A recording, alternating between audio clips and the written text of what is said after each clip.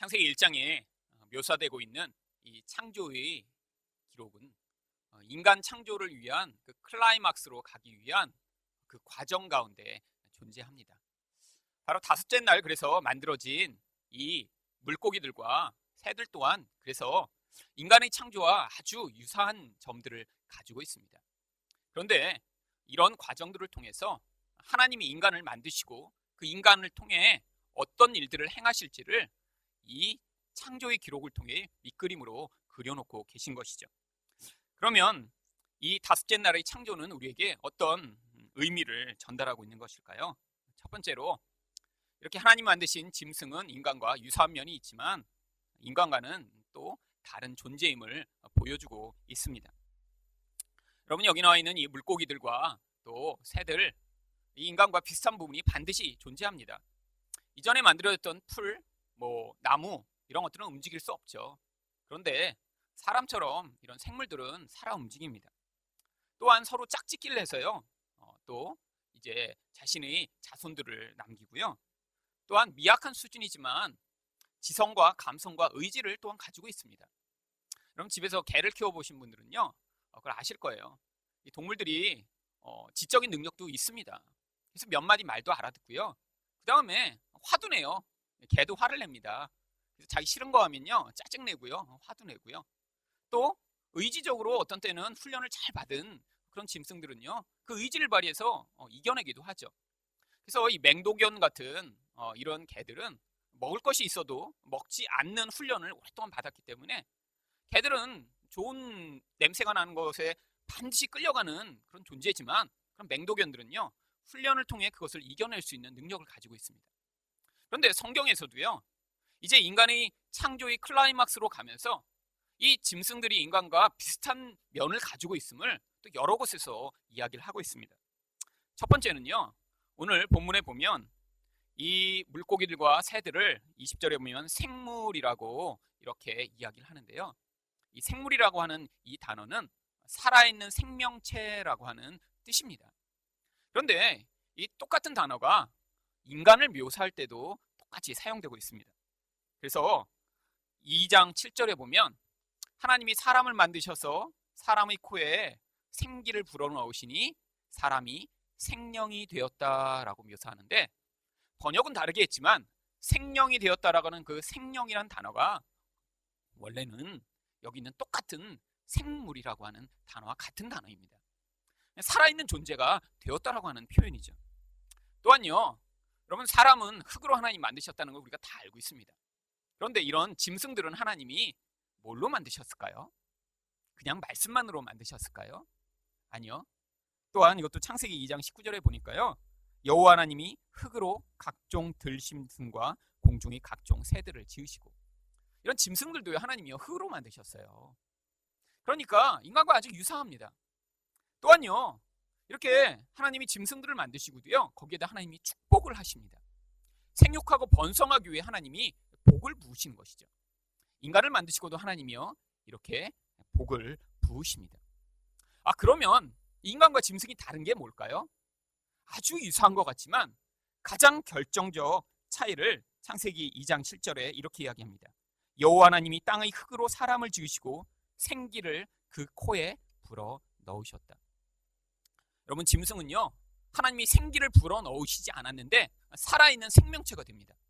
그런데 인간은요, 생기를 불어 넣으신 다음에야 살아있는 존재가 된다고 성경이 이야기를 하고 있어요. 이것은 무엇을 의미하냐면요, 사람은 하나님의 생기가 없으면요 죽은 존재라고 하는 것입니다. 세상에 존재하는 다른 모든 들짐승, 날짐승, 물고기까지도요, 하나님의 생기가 없어도 그들은 그냥 살아있는 존재로 살 수 있어요. 그런데 사람은요, 그 생기가 없이는 살아있는 것 같지만 진짜 살아있는 것이 아니라 죽은 존재로 살고 있다라는 것이죠. 하나님이 이렇게 사람에게 불어 넣으신 그러면 그 생기는 도대체 무엇을 이야기하는 것일까요? 말 그대로 생명의 기운을 이야기하는데요. 성경은 바로 이렇게 사람을 사람답게 만드는 이 생명의 기운을 성령이라고도 이야기하고 있습니다. 결국 사람은요, 하나님이요 눈에 보이는 이런 육신만으로 만드신 것이 아니라 그 안에 본래 하나님의 성령을 불어 넣으셔서 그제야 사람이 살아있는 존재가 될 수 있도록 만들어 놓으신 거예요. 그런데 무슨 일이 벌어졌습니까? 죄를 지음으로 말미암아요. 인간과 함께 하도록 만들어진 그 성령이 이제 인간과 같이 하실 수 없게 된 것입니다. 왜? 하나님의 영은 거룩한 영이기 때문에요. 죄가 그 영과 함께 거할 수 없어 결국 하나님의 영이 인간으로부터 떠난 것이죠. 그래서 인간이 육체는 살아있고 마치 모든 것들을 자기 마음대로 할 수 있는 것처럼 보이지만 원래 만들어진 하나님의 계획 안에 있는 성령이 그와 함께 하시지 않기 때문에 그 이후로는 마치 죽은 존재처럼 살게 된 것입니다. 성경이 그래서요, 인간을요, 죽었다라고 이야기를 하고 있는 것이죠. 여러분, 이것은요, 아주 비참한 상황입니다. 왜 하나님이 인간에게는 이렇게 다른 짐승과 다르게 하나님의 영을 불어넣으신 것일까요? 바로 하나님과 똑같은 수준으로 만드셔서요, 하나님과 교제하고 하나님과 함께하고 하나님의 음성을 듣고 하나님께 순종할 수 있도록 그렇게 인간을 만들어 놓으신 거예요. 그런데 인간으로부터 그 성령이 떠나버리자 인간이 어떤 수준이 됐냐면 죽은 짐승과 똑같은 수준이 되어버린 것입니다. 그럼에도 불구하고요, 인류 역사 내내 사람들은요, 우리는 짐승과 다른 존재라고 늘 생각했어요. 왜죠? 인간은 짐승과 달리 말을 할 수 있고요, 문화를 만들 수 있고요, 문명을 만들어내는 그런 존재였으니까요. 세상에 힘 있는 짐승이 있다고 해도요, 사람들이 그들과 싸워 이길 수 있는 그런 힘과 지혜가 인간에게 있었으니까요. 그런데 사람이 이렇게 인간과 다르다는 생각을 가지고 있을 때는요, 사람들이 창조론을 받아들이는 게 쉬웠습니다. 이렇게 인간이 짐승과 다르니까 이렇게 하나님이 계셔서 우리를 만드셨다 하면요, 아, 맞아 그랬겠지. 여러분, 그런데 18세기에 무슨 일이 벌어졌습니까? 찰스 자인이 나타나서요, 아니야, 사람 또한 짐승과 똑같은 존재야. 하나님이 창조하신 게 아니라 원숭이가 진화되어서 바뀐 거라는 진화론이 나타나기 시작했습니다. 여러분, 그런데요, 이 진화론이요, 엄청난 영향력을 미치게 됐어요. 이 진화론을 받아들이는 순간에요, 이제 창조론은 무효가 되는 것입니다. 그런데 창조론이 무효가 되는 순간에 또 어떤 일이 벌어지냐면 하나님이 더 이상 존재하실 수 없는 거예요. 인간은 스스로 아메바가 변하고 그게 진화된 오랜 기간을 거쳐 원숭이가 되고 원숭이가 결국엔 사람이 되었다라고 믿는 순간 하나님의 자리가 사라져버린 것이죠. 인간이요, 이전에는요, 육체를 가지고 있지만 뭔가 하나님과 관계 맺을 수 있고 하나님과 교제할 수 있는 그런 영역이 인간 안에 존재한다고 생각했는데 그 영역을 다 없애버리고 인간은 단순히 물질로 만들어진 존재야라고 생각하게 되는 순간 그때 또 나온 이론이요, 바로 유물론입니다. 세상에 존재하는 것은요, 눈에 보이지 않는 것은 중요하지 않고 없는 것이고 단순히 육체를 가진 이 물질만이 중요한 것이다. 그런데 이런 진화론과 유물론의 바탕에서 만들어진 결과가요, 결국 물질주의고요, 그리고 결국 배금주의입니다. 왜? 물질만이 중요하고요, 이런 한정된 재화를 가진 세상에서 더 많은 물질을 소유하기 위해서는요, 더 많은 돈을 가져야 되니까요. 점점 이것들은요, 사람들의 영혼을 지배하며 영향을 미치기 시작했습니다. 그래서 이 사회에 지금 너무나 보편적으로 펴져 있는 이 소비지향적 문화, 외모지상주의, 배금주의, 개인주의가 다 바로 이런 찰스 다윈의 진화론과 칼 마르크스의 유물론으로부터 시작돼서 이제는 모든 사람들이요, 눈에 보는 것을 인생 가운데 채우고 그것으로 말미암아 쾌락과 만족을 얻기 위한 삶을 살게 돼버린 것이죠. 이전에 가치 있던 것들이 이제 더 이상 가치가 없는 세상이 되어버렸습니다. 왜? 당장에 눈에 보는 것으로 말미암아 내가 얻고자 하는 것을 얻어 그 안에서 만족을 얻는 삶이 인생의 유일한 가치며 중요한 것으로 여겨지기 시작했기 때문입니다. 그런데 성경이 뭐라고 경고합니까? 요한일서 2장 15절 16절에 보니까 이 세상이나 세상에 있는 것들을 사랑하지 말라. 누구든지 세상을 사랑하면 아버지의 사랑이 그 안에 있지 아니하니. 여러분, 하나님의 사랑이 왜 없다고 얘기하죠? 세상을 사랑하면요, 눈에 보는 것에 인생이 집착하고 집장하는 순간에 우리가 눈에 보이지 않는 하나님과 관계 맺는 그 영역을 향한 에너지와 가능성이요, 우리 안에서 점점 줄어들게 되는 것입니다. 인생이요, 나의 육신의 만족, 나의 육신의 기쁨만을 위해 에너지를 집중하면요, 보이지 않는 하나님과 내가 교제하고 그 하나님의 말씀에 순종하고 그 하나님과 관계를 맺을 수 있는 모든 여지가 우리 안에서 점점 사라지게 되는 것이죠. 그래서 세상의 모든 것을 뭐라고 얘기합니까? 이는 세상에 믿는 모든 것이 육신의 정욕과 안목의 정욕과 이생의 자랑이니. 여기 나오는 이 세 가지 영역이요, 그런데 우리 인생에서 끊임없이 우리를 유혹하는 것들입니다. 왜죠? 우리가 이렇게 교회에 다니고 이제 하나님이 맨 처음에 예수를 믿는다고 할 때 우리 안에 주신 것이요, 바로 성령으로 말미암아 죽은 영을 다시 살아나게 하셨는데도 불구하고 우리 안에 이전부터 살아오고 있던 이 옛 사람이 여전히 눈에 보는 것, 물질 가운데 내 모든 가치를 두는 것, 그래서 그것으로 만족을 얻고자 하는 그 태도가 변화되지 않기 때문에 쉽게 이런 하나님을 향한 사랑으로 우리 중심의 태도가 바뀌어지지 않는 것입니다. 여기 나오는 이 육신의 정욕, 바로 인생에서 끊임없이 죄된 인생이 추구하는 그 눈에 보이는 것으로 만족을 얻고자 하는 태도를 육신의 정욕이라고 이야기합니다. 안목의 정욕은요, 여러분, 그런데 그런 정욕을 채우는데, 내 뻥 뚫린 가슴을 채우고자 하는데 사람이 가장 집중하여 사용할 수 있는 도구가 바로 눈입니다. 왜죠? 여러분, 눈은요, 인간에게 주어진 오감 가운데 이 눈으로 받아들이는 정보가 가장 많기 때문입니다. 여러분, 그래서 사람이요, 다른 감각을 잃어버리는 건 보다 눈을 잃어버리는 걸 가장 두려워하는 거예요. 여러분, 귀가 안 들린다는 거 굉장히 불편하겠죠. 그래서 살만할 것입니다. 근데 갑자기 눈이 안 보인다고 생각해 보세요. 여러분, 여러분이 이전까지 살아오던 모든 인생이 그때부터 단절돼 버리는 거예요. 아니, 내가 이렇게 만지는 촉각을 잃어버릴 수도 있습니다. 그런데 그거보다요, 눈으로 우리는요, 모든 정보의 70% 이상을 받아들이기 때문에 사람이 끊임없이 내 육신의 욕망을 만족시키기 위해 내 눈으로 좋아 보이는 것, 내가 아름답다고 생각하는 것, 그것을 추구하는 인생을 살죠. 그런데요, 또 한 가지 여기 나와 있는 이생의 자랑. 이 이생의 자랑은 성경을 이제 해설적으로 번역한 NIV 성경은 이렇게 번역을 하고 있습니다. The boasting of what he had and does. 번역을 하면 사람들이 자기가 가진 것이나 혹은 자기가 하고 있는 것을 자랑하고 싶어 하는 것. 여러분, 이게 바로 세상적인 거라는 거예요. 왜? 눈에 보이는 그것에 집중하여 살아가는 인생이 되어버렸기 때문에 보이지 않는 것은 자랑할 수 없잖아요. 그러니까 끊임없이 내가 뭘 가지고 있다, 내가 어떤 것을 하고 있다는 것을 사람에게 자랑하고 싶어하는 존재로 살아간다는 거예요. 여러분, 그런데 여러분, 그게 우리의 모습 아닙니까? 여러분, 끊임없이 내가 뭘 하고 있다, 나는 어떤 능력이 있다, 나는 어떤 자격증이 있다, 나는 얼마큼의 돈이 있다는 걸 보이기 위해 사람들은 삽니다. 그런데 왜 그렇죠? 그렇게 해야 이 뻥 뚫린 가슴을 메꿔줄 수 있다고 사람들이 착각하기 때문이죠. 보이지 않는 하나님과의 관계, 그 안에서 얻게 되는 유익, 그 안에서 누리는 풍성함에 대해 우리가 집중하지 못하면 끊임없이 우리 인생은 이렇게 눈에 보는 것으로 자랑하고 자기를 드러내고 싶은 욕구 가운데 매어 살아가는 존재가 된다는 거예요. 여러분, 근데 이렇게 눈에 보는 것에 매어 살아가는 존재가 사실 어떤 존재와 똑같은 것이죠? 짐승과 똑같은 수준으로 사는 것입니다.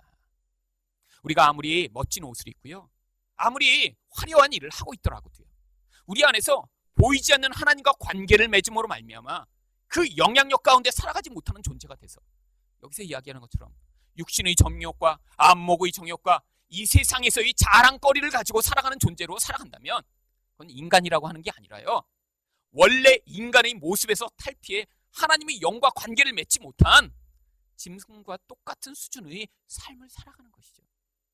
여러분, 그래서 우리 안에서요, 정말로 하나님의 창조의 모습을 회복하는 것이 중요합니다. 그러면 어떻게 돼요? 눈에 보는 것에 더 이상 집중하지 않고요, 그것으로 내 만족을 삼고자 하는 그 인생에부터 벗어나 하나님으로 말미암아 만족하고 기뻐하며 살아가고자 하는 그런 변화가 우리 중심에서부터 나타나게 되는 것이죠. 여러분, 세상의 것, 내가 사랑하는 것, 내가 자랑하고 싶어하는 것 벗어나는 것이요, 그건요, 내가 이걸 벗어나야겠다, 몸부림치는 것으로 벗어나는 것이 아니라요, 여러분, 하나님과 관계를 맺고 그 하나님이 얼마나 영광스러우신 분인가, 하나님이 얼마나 크시고 놀라운 분인가를 여러분이 인생에서 경험하시면요, 자연스럽게 내가 가치 없는 것들을 내려놓게 되는 것입니다. 바로 하나님이요, 이렇게 이 땅에서 사람을 짐승과 다르게 만드신 이유는 우리가 이렇게 영광스러운 보이지 않는 그 하나님의 영광을 세상에 누리며 드러내는 존재가 되도록 만드신 거예요. 두 번째로 또한 이 다섯째 날 하나님이 창조하신 것은 어떤 의미를 전달하고 있나요? 바로 하나님의 강력한 주권에 대해서 이야기를 하고 있습니다. 오늘 창세기 1장 21절에 보면요, 하나님이 이제 바다에 있는 물고기를 만드셨다고 하는데 거기에 설명이 새를 만드실 건가는 다른 설명이 나옵니다. 하나님이 큰 바다 짐승들과 물에서 번성하는 움직이는 모든 생물을 만드셨다. 왜 이렇게 두 가지 종류를 만드셨음을 설명하는 것일까요? 하늘에 있는 새를 만드셨을 때는요, 날개 있는 모든 새를 종류로 만드셨다고 하셨는데 왜 바다에서는 이렇게 두 가지 종류를 만드신 것처럼 이야기를 하는 것일까요? 이것은요, 어떤 의미를 전달하기 위해 일부러 그렇게 기록한 것입니다. 여기 큰 바다 짐승이라고 번역된 이 단어는요, 원래 히브리어로 타닌이라고 하는 단어를 번역한 것입니다. 근데 여기에서만 큰 바다 짐승이라고 번역이 되죠. 성경이 다른 곳에서는요, 다 이 번역들을 용들, 무서운 바다 괴물들 이렇게 번역을 하고 있어요. 대표적인 말씀이 시편 74편 13절입니다. 주께서 주의 능력으로 바다를 나누시고 물 가운데 용들의 머리를 깨뜨리셨으며. 여러분, 바다에 정말 용들이 사나요? 예, 옛날 사람들은요, 용들이 살고 있다고 믿었어요. 이제 과학기술이 발전하고 그 깊은 바닷속까지 들어가게 된 지금은 용들이 사는 게 아니라 큰 고래가 산다. 아니, 정말 20m나 되는 대왕 오징어가 산다. 이렇게 알게 되었지만 예전에는 바다는 늘 두려움의 대상이었어요. 선원들이 바다를 갈 때 폭풍우가 일고 물에 빠지면요, 그 지옥과 같은 어둠에 빠져 영원한 죽음으로 빠져들어갔습니다. 그러니까 사람들이요, 신화를 만들어내기 시작한 거예요. 근데 이 신화 가운데 가장 대표적인 신화가 바로 바알 신화입니다. 바알이라는 신이 왜 이렇게 이스라엘 백성들이 바알을 섬겼냐면요, 바알은 강력한 능력을 가지고 있어요. 그런데 이 능력이 어떤 능력이냐면 물과 이런 폭풍우를 다스리는 능력입니다. 그런데 이 바알이 싸움을 합니다. 누구와 싸움을 하냐면 바다의 신인 얌나할이라고 하는 신과 싸움을 해요. 근데 이 바알이 승리를 합니다. 그러니까요, 사람들이 그 당시 바알을 섬겼던 게요, 이 무시무시한 바다 괴물을 무찌른 바알이 진짜 신인가 보다. 그래서 바알을 섬긴 거예요. 근데 하나님이요, 말씀하시는 거예요. 아니야, 너네들이 이렇게 두렵다고 여기는 그 바다의 괴물 또한 하나님이 만드신 거예요. 그러니까 하나님이 진짜 능력이 많으신 분이야. 왜? 바알은 겨우 그와 싸워 이겼다라고 너희가 주장하지만 그런 바다 괴물들조차 하나님의 손에 창조된 피조물이니까. 여러분, 바로 이렇게 하나님이 온 세상의 주권, 사람들이 무지하기 때문에 만들어낸 이런 신화 속에서조차 그런 괴물들조차 무찌를 수 있는 그런 능력이 많으신 분임을 보이시기 위해 예수님이 이 땅에 오셔서 하신 일이 있어요. 바로 바다 가운데 배를 타고 지나가시다 폭풍우가 일자 그 폭풍우를 꾸짖으시며 바람과 바다야 잔잔하라 라고 외치신 것입니다. 여러분, 여기 꾸짖다라고 하는 이 단어는요, 사람들을 꾸짖을 때 사용하는 단어예요. 여러분, 바람과 바다가 무생물이고 그것들이 그냥 바람이 부는 거면 그냥 잠잠하라고 말씀하셨다고 하면 되지, 성경이 일부러 예수님이 꾸짖으셨다라고 이야기하는 것은요, 바로 이렇게 하나님을 대적하는 이런 모든 세력들을 우리 예수님이 잠잠케 하실 수 있는 그런 하나님이심을 보여주기 위해 일부러 성경이 바람과 바다를 잔잔케 하시는 예수님의 모습을 이 가운데 묘사한 것입니다. 여러분, 그런데 예수님이 이렇게 바람과 바다를 잔잔케 하시고 나서 무슨 일이 벌어졌죠? 바로 거라사 지방에 그 배가 도착을 합니다. 여러분, 거라사 지방에 도착했더니 거기에 무슨 일이 있었냐면 바로 군대 귀신 들린 자들이 거기에 있었어요. 얼마나 그 귀신의 능력이 강력한지요, 온 옷을 다 찢어버리고 쇠사슬로 다 온몸을 묶어놨는데 그 쇠사슬을 끊어버린 다음에 그 무덤가에 살며 돌로 자기 온몸을 해하며 살아가는 그런 무시무시한 삶을 살고 있었던 것이죠. 여기 군대 귀신이라고 할 때 이 군대란 단어는요, 원래 라틴어로 레기온이라고 하는 단어를 사용하는 것입니다. 근데 이 단어는요, 단순히 군대라는 의미가 아니라 5,000명 이상이 모인 군단을 이야기할 때 쓰는 단어예요. 여러분, 로마 군인들은요, 이렇게 아주 철저한 조직적인 군대를 이루어 어느 지역에 파송을 하고 군대와 싸움을 했습니다. 그런데 이 한 군단이 얼마나 강력한 능력을 지녔는지, 이렇게 한 두세 군단만 어느 지역에 파견을 하면 그 지역이 쑥대밭이 됐어요. 그처럼요, 이 마귀의 권세가 얼마나 강력한지, 한두 사람 안에 그 마귀의 권세가 들어갔는데 그 사람들을 지배하는데요, 그 마을 전체가 그들을 통제하고 다스릴 수 있는 능력이 없는 거예요. 그런데 예수님이 거라사 지방에 가셔서 무슨 일을 하십니까? 가시기만 했더니요, 아무 말씀도 안 하셨는데요, 그 귀신 들린 자가 달려와 예수님 앞에 엎드려 경배를 합니다. 왜죠? 우리 예수님은요, 하늘과 땅을 다스리시는 권세가 있으신 하나님이신 것을요, 육신의 눈이 아니라 영적인 눈을 가진 자들은 알아볼 수 있었기 때문이죠. 그때 예수님이 앞에 섰던 그 귀신 들린 자들이 이렇게 이야기합니다. 마가복음 5장 7절입니다. 큰 소리로 부르짖어 이르되 지극히 높으신 하나님의 아들 예수여, 나와 당신이 무슨 상관이 있나이까? 원하건대 하나님 앞에 맹세하고 나를 괴롭히지 마소서 하니. 여러분, 바로요, 예수님은요, 이렇게 바다처럼 하나님 백성을 요동케 하고, 아니 그 안에서 귀신의 강력한 능력을 가지고 하나님 백성을 파괴하는 것 같이 영향을 미치는 모든 권세 안에 있는 자들도요, 넉넉히 자유케 하실 수 있는 분이심을 성경이 보여주고 있는 거예요. 여러분, 사시다 보면요, 정말 우리 인생이 이렇게 바다 가운데 요동하는 그런 인생처럼 살 때가 있습니다. 내가 내 상황을 통제할 수가 없어요. 주변의 사람과 상황을 통해 닥치는 그 요동하는 상황 가운데 인생이 정말 그 깜깜한 바다에 빠져 죽어버릴 것 같은 그런 무시무시한 상황들을 지나갈 때가 있습니다. 여러분, 그때 어떻게 벗어나시겠어요? 여러분들이 사람에게 도움을 요청하고 여러분이 가진 이 모든 이전의 경험들을 다 동원하면, 여러분이 가진 모든 능력을 다 동원하면 그 무서운 바다의 힘에서 여러분이 벗어나실 수 있는 게 아니에요. 여러분, 그런 요동하는 상황 가운데 지나가실 때 여러분이 믿고 의지해야 할 유일한 대상이 바로 예수 그리스도가 되시는 거예요. 왜? 바로 그 하나님이요, 이 땅 가운데 바다를 만드시고, 그리고 그 바다 가운데서 하나님 백성을 공격하고 위협하는 이 어둠의 세력도 넉넉히 다스리실 수 있는 하나님이 되시니까요. 여러분, 이 땅의 싸움은 바로 우리가 이런 싸움을 하며 살아가는 것입니다. 내가 정말 예수님을 그렇게 믿는가? 나를 요동케 하며 나를 죽일 것처럼 위협하는 이런 바다와 어둠의 세력 가운데 살아가고 있지만, 우리 예수님이 보이지 않는 그분이 하지만 그 모든 권세를 넉넉히 잠잠케 하시며 나를 그 가운데 자유케 하실 수 있는 하나님이 되심을 여러분이 진짜로 믿는가? 여러분, 우리 인생에서는 그래서요, 보이지 않는 이런 마귀적인 세력이요, 우리를 요동케 하고 우리를 파괴하고 우리를 위협하고 우리 인생을 깨트릴 것처럼 위협하는 그런 일들이요, 자주자주 경험하게 됩니다. 여러분, 마귀에게 사로잡힌 것 같은 그런 사람이 우리 주변에 존재하고요, 그래서 그 마귀의 힘에 의해 가족들을 파괴하고 직장에서 고통을 경험하게 하고 삶의 관계들을 다 망가뜨릴 것 같은 이런 모습.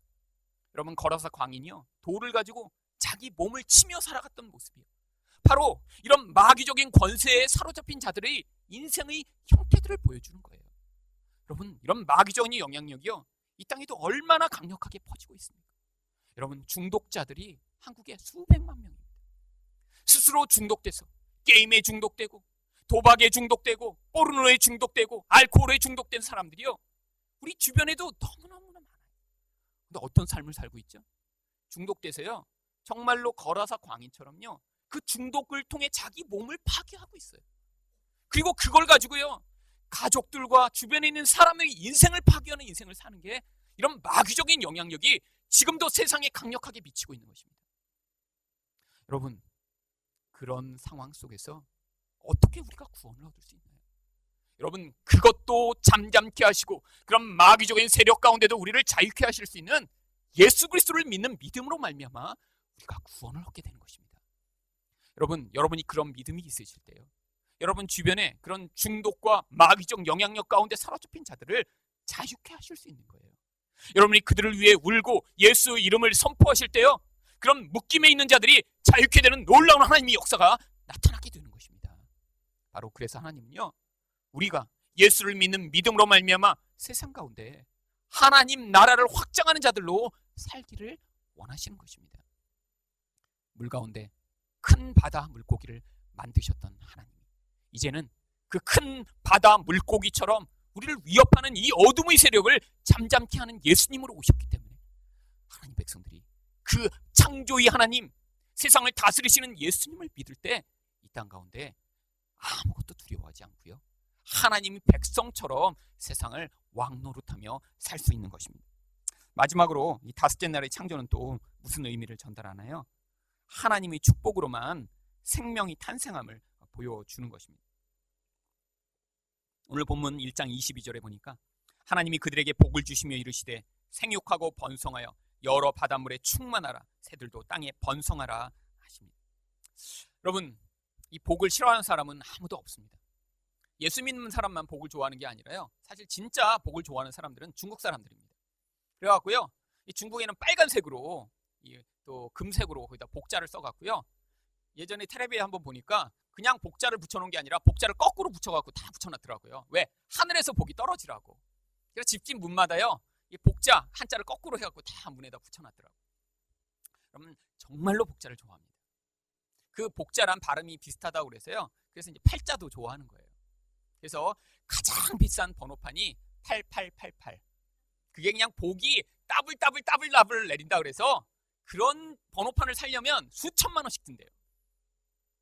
여러분, 왜 이렇게 복이 필요하죠? 인생의 삶을 살아보니까요, 저주가 임하는 것 같은 인생이 너무 자주 반복되기 때문이에요. 그런데 왜 인생이 이렇게 고통스러운 것이죠?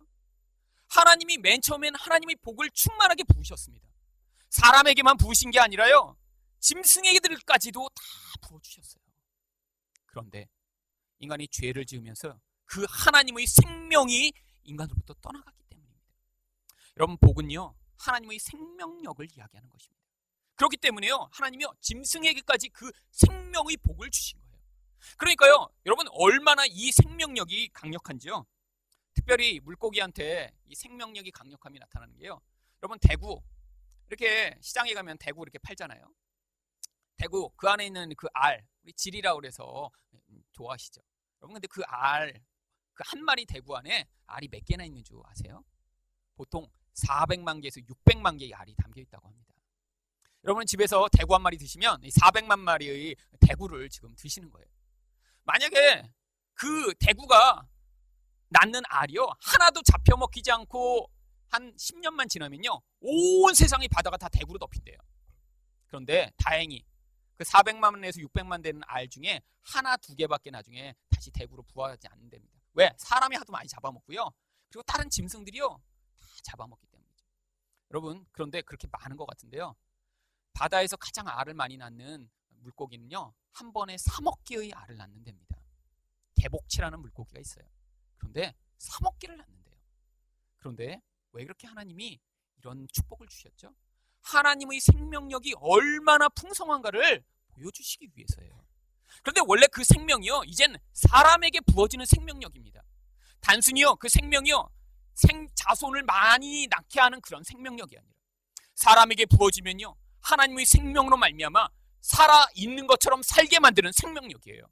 그래서 원래는 창세기 1장 28절에 사람을 만드시고 하나님이 그들에게 복을 주시며 하나님이 그들에게 이르시되 생육하고 번성하여 땅에 충만하라, 땅을 정복하라, 바다의 물고기와 하늘의 새와 땅에 움직이는 모든 생물을 다스리라 라고 말씀하십니다.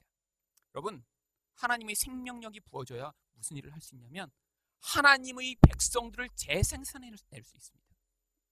여러분, 전도는요, 하늘에서 하늘의 복이 부어져야 가능한 일이에요. 여러분, 이성으로 여러분이 열심으로 하는 게 아니라 하나님이 복이 부어져야 가능한 일이에요. 근데 왜 성경이요, 이렇게 축복을 받으면 땅을 정복하게 된다고 이야기하는 것일까요? 이 정복은요, 싸워서 이기는 정복이 아닙니다. 예수님이 오셔서 자기를 죽여 그리고 거기서 십자가에서 왕으로 등극하셨듯이 하나님의 마음과 하나님의 능력을 가진 자들이 세상에서 왕노릇하는 것을 보여주는 모형인 거예요. 이 땅에 하나님의 백성들이 이렇게 왕노릇하며 퍼져나가며 하나님의 복으로 말미암아 하나님의 생명이 끊임없이 재생산될 때 세상에 이런 악과 약욕, 강식과 모든 무서운 이런 폭력이 사라지고요, 거기에서 모두가 함께 공생할 수 있는 하나님 나라의 모습이 완성되는 것입니다. 여러분, 다윈이 이렇게 진화론을 만들어냈을 때 거기에서부터 유래된 많은 이론들이 사람들이 그것들을 쉽게 받아들인 이유가 있었어요. 왜냐하면 짐승들이 사는 모습이나 사람들이 사는 모습이냐요, 별반 다를 게 없었거든요. 여러분, 짐승들은 어떻게 삽니까? 적자 생존으로 살아갑니다. 가장 강한 자만 살아남아요. 왜? 내가 살아남기 위해서요, 다른 자를 죽여야 돼요. 그러니까요, 여러분, 뻐꾸기 같은 거 알을 낳으면요, 남이 둥지에 낳잖아요. 그러면요, 거기서 같이 자라면 좋죠. 그런데 뻐꾸기 알은요, 항상 가장 먼저 부화합니다. 그러면 어떻게 되는 줄 아세요? 아직 눈도 못 뜬 이 정말 그 알에서 바로 깨서 제대로 움직이지 못하는 그 새끼가요, 등으로 다른 알들을 다 밀어서 밖으로 다 떨어뜨려 버려요. 자기 혼자 살아남겠다는 거죠. 그래갖고요, 엄마가 갖다 주는 먹이를 먹는데 대부분 조그만 이런 새의 둥지에 뻐꾸기를 낳습니다. 나중에 뻐꾸기 새끼가요, 엄마보다 더 커져요. 다른 새니까. 그런데 그거를 받아 먹어서 자기 혼자 사는 거예요. 남 다 죽이고. 여러분, 세상에선 그게, 동물의 세계에서는요, 그게 자연스러운 것입니다. 그런데 다윈의 이론을 받아들인 사람들이 보니까 세상 사람들 가운데도 똑같이 사는 거예요. 강한 자만 살아남는 거예요. 약한 자를 죽이는 거예요. 그러니까요, 우리가 동물과 똑같은 존재다라고 이야기하니까 그 진화론을 사람들이 그대로 받아들인 것입니다. 아니에요. 사람은 그렇게 사는 존재가 아닙니다. 예수님이 오셔서요, 우리를 살리기 위해 자기를 죽이셨듯이 하나님 백성들은요, 자기를 죽여 남을 살리는 존재가 하나님 백성들이에요. 그런데 왜 세상이 이렇게 다 약육강식으로 살아가냐고요? 하나님 백성이 없어서 그렇습니다. 하나님 백성들이라도요, 다 자기를 위해서 살아서 그래요. 그런데 정말로 하나님으로 말미암아 변화된 자들이 세상 곳곳에 퍼져나갈 때 거기에선 예수님처럼 자기를 죽여 다른 사람을 살리는 하나님 나라의 영향력이 확장되는 것입니다. 이렇게 하나님은요, 세상 가운데 약육강식처럼 살아가는 이 땅 가운데 변화된 하나님 백성들, 구원받은 하나님 백성들이요, 거기에서 하나님 나라의 왕노릇을 하며 세상을 통치하기를 원하시는 거예요. 여러분, 그래서 여러분의 인생에서요, 하나님 복이 많이 부어지면요, 무슨 일인 줄 아세요? 여러분, 이전에 많은 사람들이 성경을 오해할 때는요, 하나님 복이 부어져서 좀 이 가난한데 좀 부자가 됐으면 좋겠다. 그래서 그 복을 구했어요. 내가 이렇게 공부를 좀 못하는데 이렇게 하나님 복이 많이 부어지면 막 그냥 모든 책이 이렇게 그냥 암기가 돼갖고 그냥 포토 메모리가 이렇게 왔으면 좋겠다. 그래서 기도를 했고요. 여러분, 근데 가끔씩 또 그런 복을 받았다는 사람들이 또 나타나서 간증을 했습니다. 그러니까요, 사람들이 야, 나도 좀 열심히 기도하면 저렇게 기적이 나타나겠지. 여러분, 그런데요, 하나님 복이 부어지면 어떻게 되냐면 여러분이 예수님처럼 되는 것입니다. 여러분, 예수님처럼 된다는 건요, 자꾸 자기를 죽이는 거예요. 이전엔 복이 부어지지 않았을 때는요, 남편한테도 여보 이것 좀 해, 저것 좀 해, 왜 내 말 안 들어? 맨날 집에서 바가지 긁고 그냥 칼로 찌르려다가 그냥 말로 찌르고 그렇게 살았는데, 여러분 인생에서 복이 부어지면요, 여러분이 죽는 거예요. 죽으면 어떻게 되는 줄 아세요? 여보 마음대로 하세요, 이렇게 되는 거예요. 그래서요, 예수님이 말씀하신 대로 죽기까지 복종하는 자가 되는 것입니다. 여러분, 남편도요, 하나님이 복이 부어지면 어떻게 변하는 줄 아세요? 복이 부어지니까 막 갑자기 사업이 성공하고, 막 아내는 막 와서 맨날 그냥 막 충성하고 그런 게 아니라 예수님처럼 교회를 위해 자기를 죽이셨듯이 아내를 위해 죽기까지 사랑하는 존재가 되는 거예요.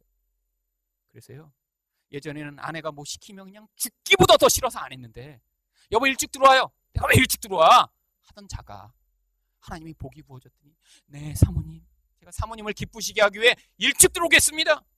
뭘 원하십니까? 하는 그런 자가 죽은 자로 살게 되는 거예요.